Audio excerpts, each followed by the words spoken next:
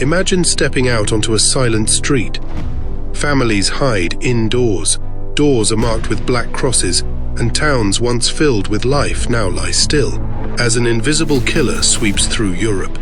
This is the story of how pandemics, from ancient Rome to the modern world, have shaped humanity in ways few can imagine. From the Antonine Plague that shook the Roman Empire to the Spanish flu and the recent battle against COVID-19, we'll uncover the untold stories of resilience, tragedy, and transformation that pandemics have left behind. So, let's dive deep into the history of these deadly outbreaks and discover how humanity fought back. Our journey begins in ancient Rome. Soldiers returning from campaigns in the East carry more than just the spoils of war. They bring death. This plague, believed to be either smallpox or measles, spreads rapidly in crowded cities and military camps. Roman records describe fever, rashes, and severe skin lesions. This silent killer claims up to 10 million lives, including that of Emperor Lucius Verus, and shakes the empire to its core. Imagine the heartache of Roman families losing loved ones one by one, wondering if the gods have turned against them. Entire towns mourn, while Rome's military strength begins to wane. With no understanding of germs, tiny microorganisms like bacteria or viruses that cause disease, Romans were unaware that close quarters and limited sanitation in the military camps helped fuel the spread. They lacked effective cures or quarantine, the practice of isolating people who may have been exposed to disease to prevent its spread. Eventually, the disease ran its course, with survivors developing natural immunity, a resistance to the disease that protects them from future infection. This invisible enemy weakened the empire, a dark omen of struggles yet to come.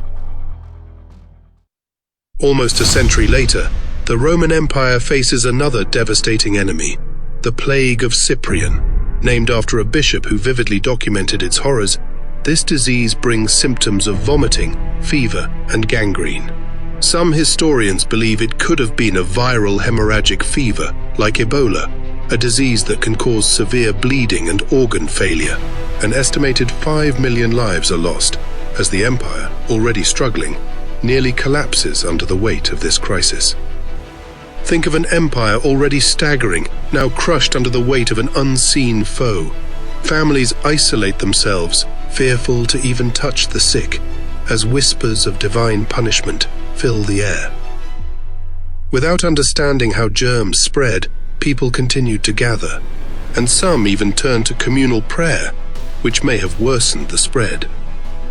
People interpreted the plague as a sign of divine judgment, leading to intensified religious practices. Communities came together in mutual aid, caring for each other despite the risks. Once again, the disease eventually subsided as survivors built natural immunity. With no organized intervention, the empire's resilience was tested, and the path to decline accelerated. Now in the Byzantine Empire, Emperor Justinian reigns over one of the world's most powerful realms. But in 541 CE, a plague arrives, brought by fleas carried on rats from trade ships near Egypt. This pandemic, known as the Justinian Plague, kills up to 50 million people in waves over 2 centuries, devastating the empire from the peasantry to the throne itself. Imagine Constantinople's streets filled with the sick and dying. Families disappear overnight, and entire towns go silent, replaced by whispers of divine punishment. The bacterium, Yersinia pestis, the same one responsible for the Black Death centuries later, spread through fleas on rats. In this case, the bacterium acted as a vector, an organism that transmits a disease from one host to another. Unsanitary conditions made cities ideal breeding grounds for these vectors. With little knowledge of germs or vectors, public health responses were limited. Cities tried isolating the sick, but results were mixed. As the population adapted, immunity gradually developed, and some areas saw fewer rats over time, but the impact was long-lasting. This plague left the empire weakened, altering its future forever. In 1347, the Black Death sweeps through Europe. Ships from Asia bring Yersinia pestis, infecting trade hubs and beyond. The Black Death kills between 75 to 200 million lives with symptoms like swollen lymph nodes, high fever, and darkened skin as blood vessels burst. Picture whole villages wiped out, homes empty, streets quiet. Survivors live in terror, watching their neighbors disappear, their world reduced to whispers and fear. The bacterium traveled via fleas on black rats. Medieval cities, with limited sanitation and crowded homes, made ideal breeding grounds, allowing the plague to spread quickly. In desperation, European cities adopted strict quarantine measures, which involved isolating entire communities and imposing a 40-day waiting period for arriving ships. The origin of the word quarantine, from the Italian quaranta, meaning 40. Labor shortages began weakening feudalism, leading to higher wages and social changes across Europe, a shift that helped pave the way for the Renaissance. Eventually, the plague's intensity faded, likely due to natural immunity and the death of infected rats. The devastation led to Europe's first public health systems, but the continent would never be the same. Across the Atlantic, the Cocolistli epidemics decimate indigenous populations in Mexico, killing between 5 and 15 million people, likely a hemorrhagic fever. These epidemics thrived amid drought and stress. Indigenous societies, unprepared for European diseases, were devastated. Imagine entire cultures watching their languages, traditions, and ways of life vanish as disease ravages their world. For these societies, this plague was more than deadly. It was a haunting erasure of history. The combination of introduced European diseases and environmental factors made indigenous populations particularly vulnerable, creating a deadly cycle of outbreaks. Some indigenous groups turned to traditional healing, but European colonizers dismissed these practices, believing their own religious practices would shield them. The disease eventually faded as transmission decreased and natural immunity built up. But the loss left a lasting mark on the cultures and demographics of the Americas. Originating in China and spreading to India, the third plague pandemic continued to devastate populations as Yersinia pestis struck again. Crowded and unsanitary conditions in cities fueled this outbreak, killing 12 million, mostly in India. Imagine entire cities closing down, with the fear of plague gripping every community. The familiar symptoms return, and people are desperate for protection. Rats and fleas carried the bacterium, thriving in densely packed urban areas, particularly in ports that facilitated trade across borders. This pandemic marked one of the first uses of organized pest control, fumigation, and rat extermination efforts. Though these efforts faced resistance and sometimes worsened tensions between the British government and Indian populations, the advent of antibiotics in the 20th century finally helped control the plague. Antibiotics are medicines that kill bacteria or stop their growth, making them effective against bacterial infections like the plague. Mortality rates dropped as treatments improved, bringing an end to the last significant wave of bubonic plague. As World War I ends, another battle begins: the Spanish flu, targeting healthy young adults. This deadly influenza virus claims 50 million lives or more. Soldiers returning from war unknowingly bring the virus with them, infecting communities worldwide. Imagine a world trying to recover from war, only to face a new invisible foe. Cities close down, families isolate, and communities brace for the worst. The virus spread rapidly among soldiers and civilians in close quarters, and global troop movements worsened the outbreak. A virus is a microorganism that needs a host to survive and replicate, unlike bacteria, which can survive on their own. Cities implemented social distancing, mask mandates, and isolation measures. Although measures varied, they became the first organized public health responses to a respiratory pandemic.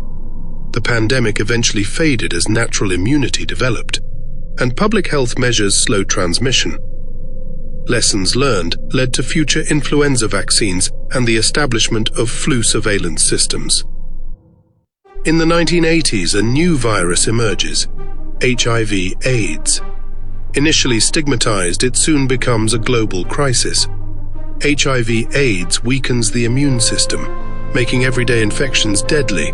To date, it has claimed up to 40 million lives. For those affected, HIV/AIDS isn't just an illness.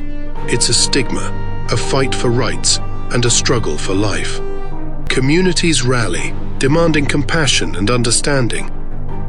Primarily spread through blood and bodily fluids, HIV/AIDS became widespread before awareness and education campaigns took hold.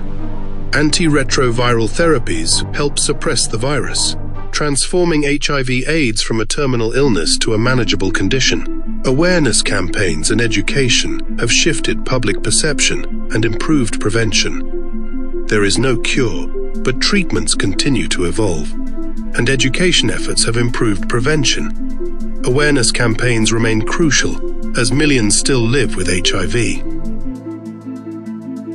In late 2019, COVID-19 emerges and spreads globally. With over 7 million deaths, this pandemic tests global healthcare systems, leading to unprecedented lockdowns and social distancing. Imagine empty streets, families isolated, and the world watching in fear. COVID changes everything about how we connect and live. Primarily spread through respiratory droplets, COVID led to a new understanding of respiratory disease control and containment. Rapid development of mRNA vaccines provided one of the quickest responses to a pandemic. mRNA vaccines teach cells to produce a protein that triggers an immune response, helping protect against the virus without using live virus particles. Vaccines and treatments have made COVID more manageable, though variants continue to challenge global health. The pandemic spurred lasting changes in healthcare and technology. Smallpox was one of history's deadliest diseases, killing hundreds of millions. Particularly devastating to indigenous populations, its symptoms included a distinctive rash and high fever. Imagine the desperation as entire communities suffer scars both physical and emotional. Smallpox seemed unstoppable, until one discovery changed everything.